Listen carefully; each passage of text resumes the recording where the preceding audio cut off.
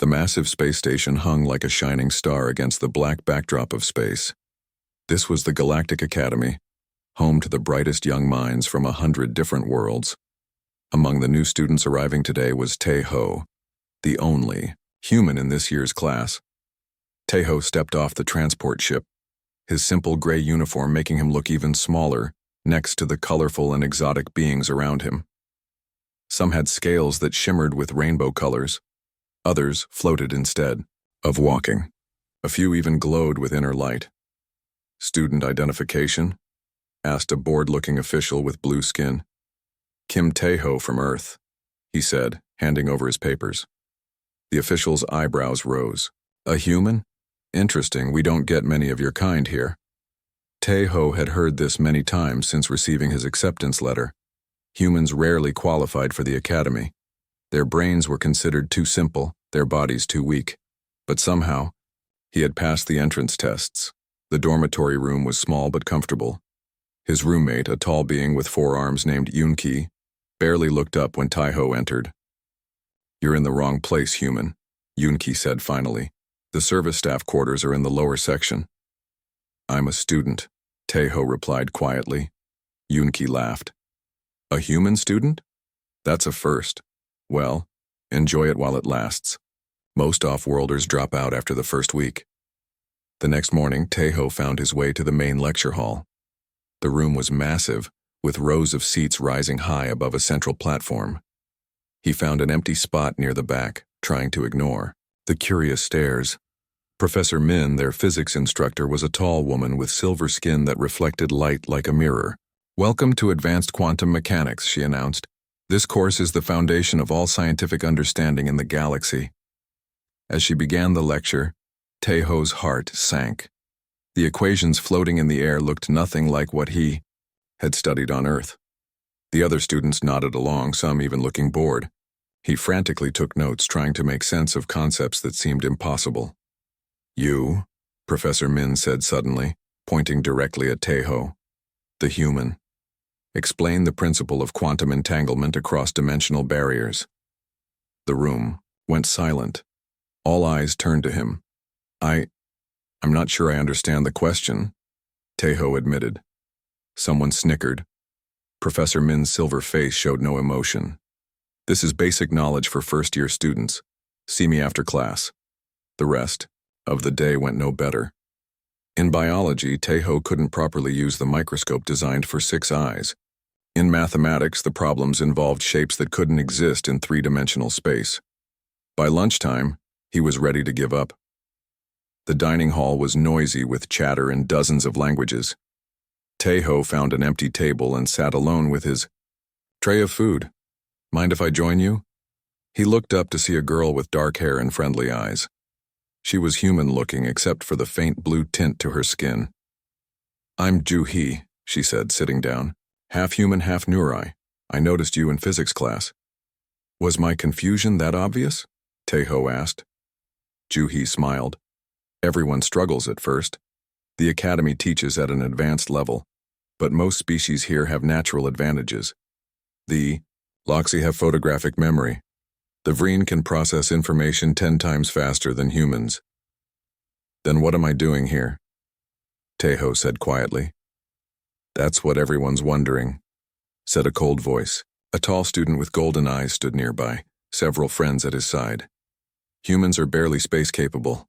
Your kind still fights wars over primitive resources." "Leave him alone, Do-yun," Ju-hee said. "The academy is for the best minds in the galaxy," Do-yun continued. "Not charity cases, he'll be gone by semester's end." They walked away laughing. Tae-ho stared at his food, appetite gone. "Ignore them," Ju-hee said. "Do-yun's species thinks they're better than everyone."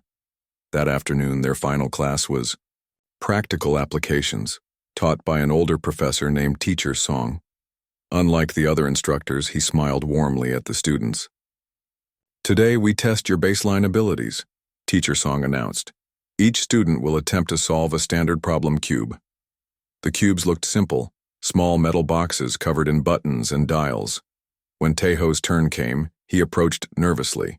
"Just do your best," Teacher Song said kindly. Taeho turned the cube in his hands. Unlike the morning's lectures, this felt oddly familiar. He began adjusting dials and pressing sequences. Something about the patterns made sense to him. The cube suddenly glowed green. Completion time, 4 minutes, 32 seconds, announced Teacher Song. Not the fastest today, but respectable. Whispers spread through the classroom. Taeho caught fragments. How did the human? Must be luck. As students filed out after class, Teacher Song called Taeho aside. Interesting approach to the cube, he said. Most students follow standard solving patterns. You took an unusual path. I just did what felt right, Taeho replied. Teacher Song nodded thoughtfully. Sometimes the unusual path reveals things the standard one cannot. Remember that, Taeho. Walking back to his room that night, Taeho felt slightly better. He might be the worst student at the academy, but perhaps he wasn't entirely without hope. 3 weeks had passed since Taeho's arrival at the Galactic Academy. Each day was harder than the last. While other students mastered advanced concepts quickly, Taeho struggled with basics. His test scores were the lowest in every class except practical applications, where Teacher Song gave students hands-on problems to solve. Today, the students gathered in the main laboratory for their first group assignment. Professor Min stood at the front, her silver skin gleaming under the bright lights. You will be placed in teams of 3, she announced. Each team must build a working energy converter using only the materials provided. The professor began, listing names. Taeho's heart sank when he heard his team. Himself, Do-yun, the golden-eyed student who had mocked him in the cafeteria, and Subin, a quiet girl with scaled skin who was top of their mathematics class. Do-yun frowned when Taeho approached their assigned workstation. Great, we get the human. There goes our chance at a top grade. Let's just focus on the assignment, Subin said coldly. She had never spoken to Taeho directly before. The materials on their table included various metal parts, energy crystals, and tools. Do-yun immediately took charge, ordering Subin to handle the calculations while he began assembling the main components. What should I do? Taeho asked. Just sit quietly and try not to break anything, Do-yun replied without looking up. For 20 minutes, Taeho watched as his teammates worked. Their design looked similar to what other teams were building. A standard energy conversion unit, following textbook principles, but something about it bothered him. The power flow is unstable, he said finally. Do-yun ignored him, but Subin glanced over. What do you mean? The crystal alignment, Taeho explained. If you place them in that configuration, the energy will build up too quickly in the third chamber. That's ridiculous, Do-yun snapped. This is the standard design used across the galaxy. Maybe for stable environments, Taeho said. But in this lab, with the fluctuating magnetic field from all the other experiments, he pointed to a gauge on the wall showing rising energy levels in the room. Subin looked at the gauge, then back at their device. Her eyes widened slightly. He might be right. Nonsense. I'm not changing our design because a human has a feeling, Do-yun said, connecting the final power coupling. The device hummed to life, lights blinking as energy began flowing through the crystals. At first, everything seemed normal. Then a small tremor shook the table. The third crystal chamber began glowing brighter than it should. Shut it down, Taeho said urgently. It's fine, Do-yun insisted. Just normal startup vibrations. The humming grew louder. Other students nearby began backing away. Taeho saw Teacher Song across the room, watching with concern. It's going to overload, Taeho said, reaching for the power switch. Do-yun knocked his hand away. Don't touch it. The device shuddered violently. A crack appeared in one crystal chamber. Energy began leaking out in bright blue pulses. Everyone, back! Professor Min shouted from across the room. Without hesitation, Taeho grabbed a cooling rod from the table and jammed it into the device's emergency port, a safety feature other students had ignored. At the same time, he twisted 2 dials in opposite directions, an unorthodox move that made Subin gasp. The humming stopped. The blue energy pulses faded. The device powered down safely. Silence filled the lab. Everyone stared at their table. "What did you do?" Professor Min demanded, hurrying over. "He created an inverse feedback loop while simultaneously cooling the core," Subin said, sounding surprised. "I've never seen anyone try both at once." Professor Min examined the device carefully. This unit was seconds away from a level 3 energy breach. "How did you know which emergency procedures to combine?" Taeho shrugged. "On Earth, we often have to improvise when things go wrong. Our technology isn't as advanced, so we learn to think of multiple solutions. Teacher Song had joined them." Fascinating approach. Instead of following protocol, you assessed the specific situation and created a unique solution. "It was just luck," Do-yeon muttered, but he looked shaken. After class, Subin caught up with Taeho in the hallway. "That wasn't standard academy training," she said. "Where did you learn that technique?" "I didn't," Taeho admitted. "It just seemed like the right thing to do." Later that evening, Taeho received a message to report to Teacher Song's office. He found the old professor studying holographic brain scans. "Ah, Taeho. Come in," Teacher Song said warmly. "I've been reviewing your test scores. Quite poor in theory, yet remarkable in practical application." "I'm trying to improve," Taeho said. "That's just it," Teacher Song replied, pointing to the brain scans. "These are from today's lab. The left is Do-yeon's brain as he worked, very orderly, sequential. The right is yours." The image showed a chaotic pattern of neural activity, connections forming and breaking across different regions simultaneously. "Is that bad?" Taeho asked. Teacher Song smiled. "Not bad. Different. Most species here think in straight lines. Humans, it seems, think in all directions at once. A hidden talent, perhaps." For the first time since arriving at the academy, Taeho felt a small spark of hope. Retry the announcement appeared on every screen in the academy. Annual Abilities Tournament begins in 3 days. All first-year students must participate. Taeho stared at the message with dread. The tournament was famous throughout the galaxy, a competition where students demonstrated their species' natural talents.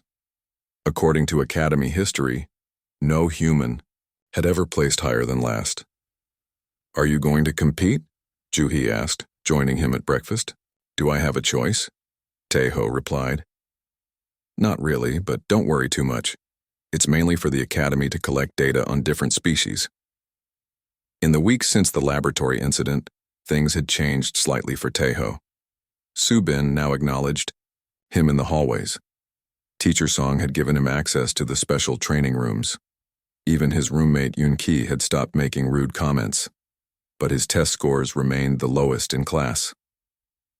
On tournament day, the Academy's main arena filled with students and teachers. The first events featured species showing off their natural abilities. Do-yeon's people demonstrating perfect recall of 1,000-digit numbers, the scaled students like Subin solving complex equations in seconds, and the four-armed students, like Yoon-ki manipulating multiple objects with perfect coordination. Taeho sat quietly, waiting for his turn. When the human category was called, he was the only one who stood up. "Proceed to testing chamber 6, the announcer said. The testing chamber was a plain white room with a strange device in the center, a cube much larger than the one from his first day, covered in constantly shifting patterns and colors. "Student Kim Taeho," said Director Park, the head of the academy who Taeho had never seen in person before. "Your challenge is the multivariable adaptation test. No human has ever completed more than level 2. Taeho approached the cube, nervously. The room filled with observers, including Teacher Song, Professor Min, and even Do-yeon, who probably came to watch him fail. "Begin," Director Park said. The cube activated, its surface becoming a confusing maze of moving parts. Taeho studied it for a moment, then placed his hands on 2 panels that seemed stable. Immediately, the pattern shifted faster. "Level 1 complete," announced an automated voice. Murmurs spread through the watching crowd. Taeho had solved the first level in record time, but now the patterns moved even faster, with new elements appearing and disappearing randomly. Taeho closed his eyes for a moment, feeling the movement under his fingers. When he opened them, he began moving his hands across the cube in what looked like random motions, sometimes pressing panels, sometimes turning sections, sometimes waiting while the patterns changed. Level 2 complete. The crowd grew louder. No human had ever passed Level 2 so quickly. Director Park leaned forward with interest. Level 3 began with a series of harsh sounds and flashing lights, designed to distract and confuse. Other students would use their natural defenses. The Loxy could shut down their extra senses. The Vreen could enter a state of perfect focus. Humans had no such abilities. Teho winced at the noise but kept working. His movements became less certain but didn't stop. When one approach failed, he immediately tried another, never following the same pattern twice. Level 3 complete. The room fell silent in shock.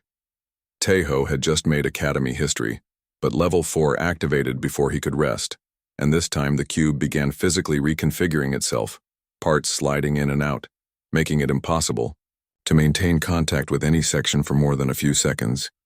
Sweat formed on Teho's forehead as he worked. Twice he lost his progress and had to start a sequence over, but each time he tried a different approach.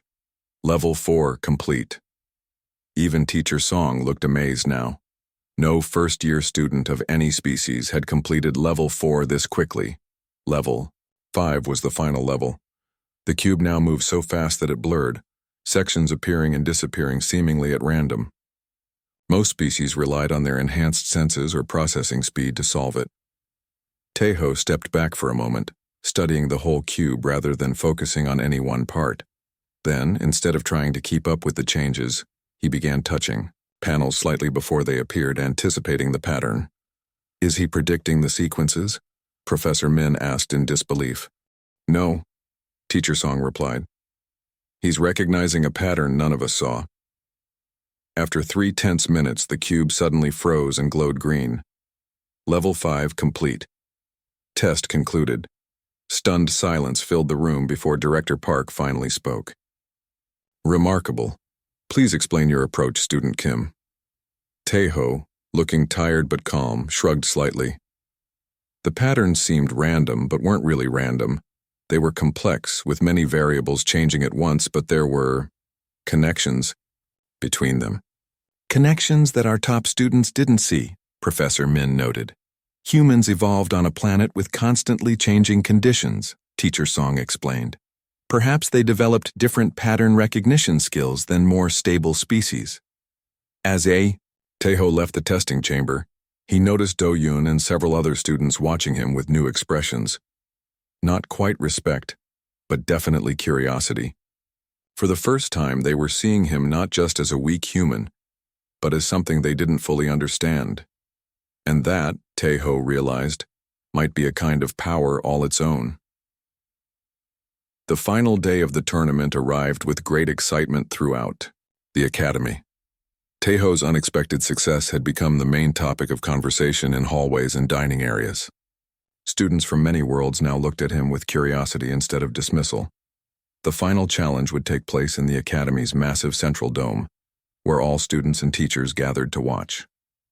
Director Park stood on a raised platform, her formal robes gleaming under the bright lights. Today's final test is the Adaptive Crisis Response Simulation, she announced. The top students from each category will work together to solve an emergency scenario. Teho joined the other finalists on the platform. Do-Yun was there, looking less confident than usual. Subin represented the mathematics group. 8 other students from various species completed the team.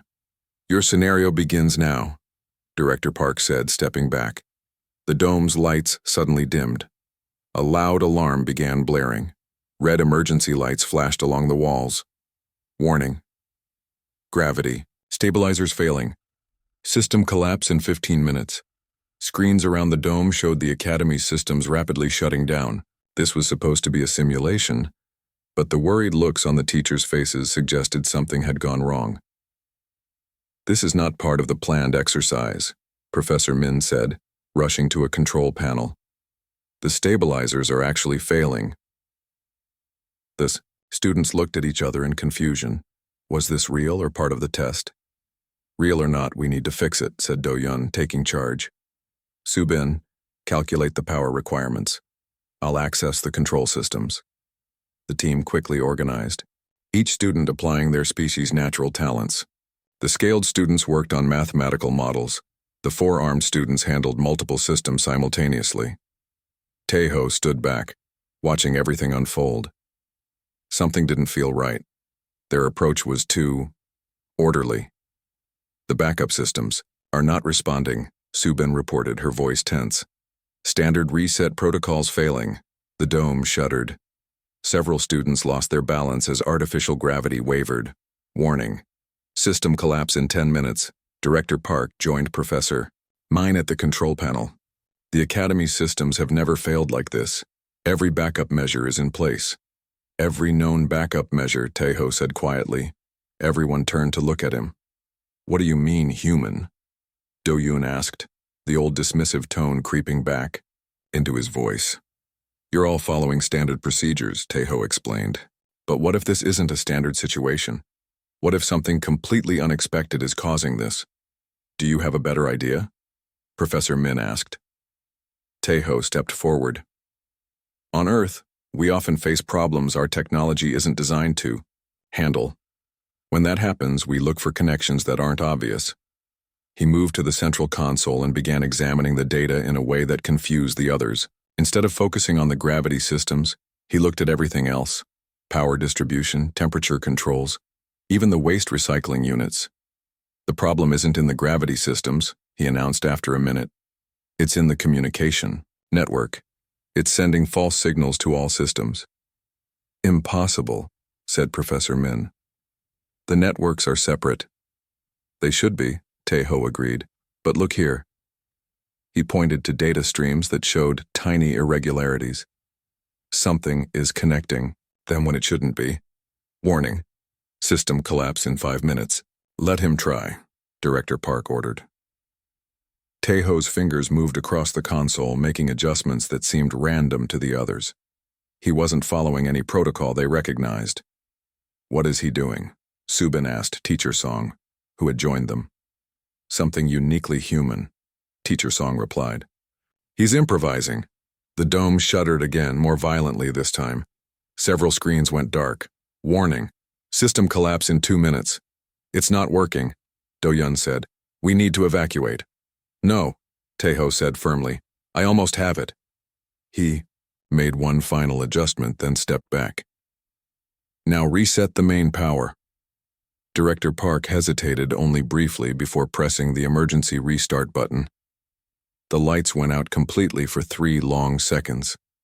When they came back on, the alarms had stopped. The gravity stabilized. Systems restored to normal function, announced the computer voice. Everyone stared at Tejo in amazement. How did you know? Professor Min demanded. I didn't, Tejo admitted. But humans are good at making educated guesses when we don't have all the information. Our planet is chaotic and unpredictable. We evolved to handle uncertainty. Director Park studied him with new interest. The Academy has always valued specialized knowledge and abilities, but perhaps we've overlooked something important about humans. They're adaptable in ways we aren't, Teacher Song said. Their minds make connections ours don't because they evolved in constant change rather than stable environments. A new respect filled the eyes watching Tejo now. Even Do-Yun seemed to be seeing him differently. Is this the true power of humans? Subin asked quietly. Not strength or speed or perfect memory, but adaptation? Tejo nodded slowly. We don't excel at any one thing. We had to become good at handling whatever came next, because on Earth, something always comes next. For the first time since arriving at the Academy, Tejo stood tall, no longer, feeling like the worst student in his class. 1 month after the gravity system crisis, the Academy had changed.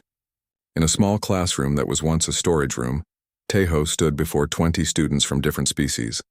The sign on the door read, Adaptive Problem Solving, Special Course. Today, we'll practice approaching problems without knowing the solution in advance, Tejo said to his eager students. Teaching was something he never expected. After saving the Academy, Director Park had called him to her office and made a surprising request. We need to learn what you know, she had said. Not your facts or figures, but how you think. Now Taeho's special class was the most talked about course at the academy. Students who once avoided him competed for seats. Even Professor Min occasionally observed from the back row, taking careful notes. The exercise is simple, Taeho explained to the class. I've created 10 problems. None have obvious solutions. You have 1 hour.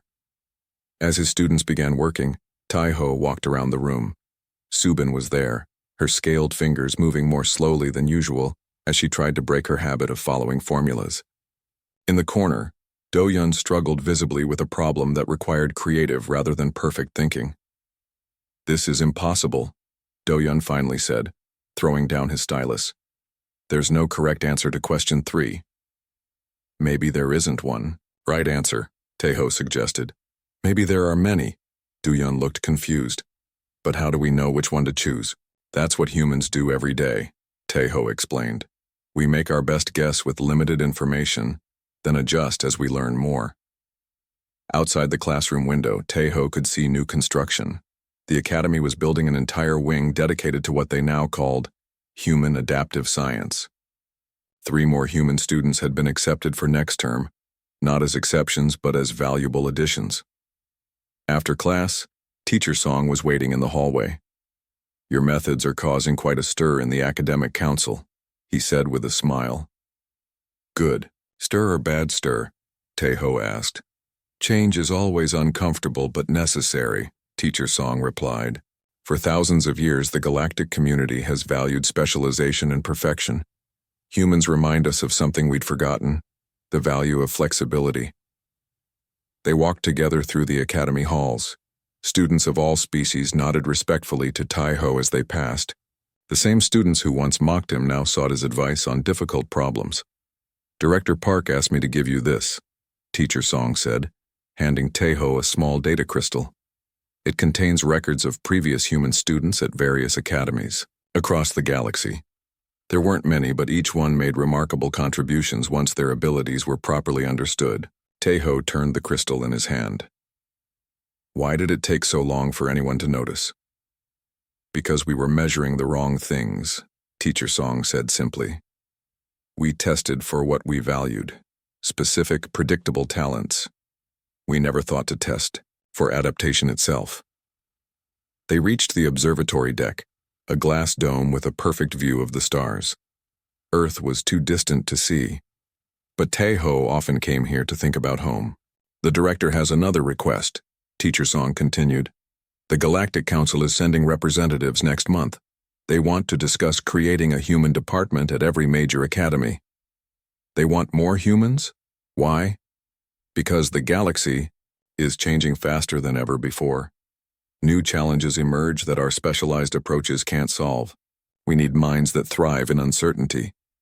As Teacher Song left, Juhi joined Taeho at the window. Their friendship had grown stronger through all the changes. I heard your class has a waiting list now, she said. Taeho nodded. Strange how things change. 3 months ago, I was the worst student here.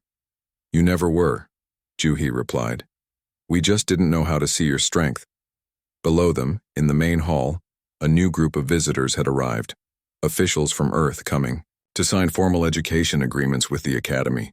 For the first time, human thinking was being recognized as valuable across the galaxy. What will you teach next term? Juhi asked. Something new, Taeho said with a smile. That's what humans do best, isn't it? We try new things, make mistakes, learn, and adapt. The sun of this distant system was setting, casting golden light across the academy. Where Taeho had once seen only his own inadequacy, he now saw possibility, not just for himself but for humans everywhere. He had come to the academy thinking he needed to become more like the other species to succeed. Instead, he had helped them see the value in being more like him. Not stronger or faster or more intelligent in traditional ways, but adaptable, creative, and comfortable with change. As stars began appearing in the darkening sky, Taeho knew this was just the beginning. The worst student in class had revealed humanity's true power, and the galaxy would never be the same. Retry Claude can make mistakes. Please double-check responses.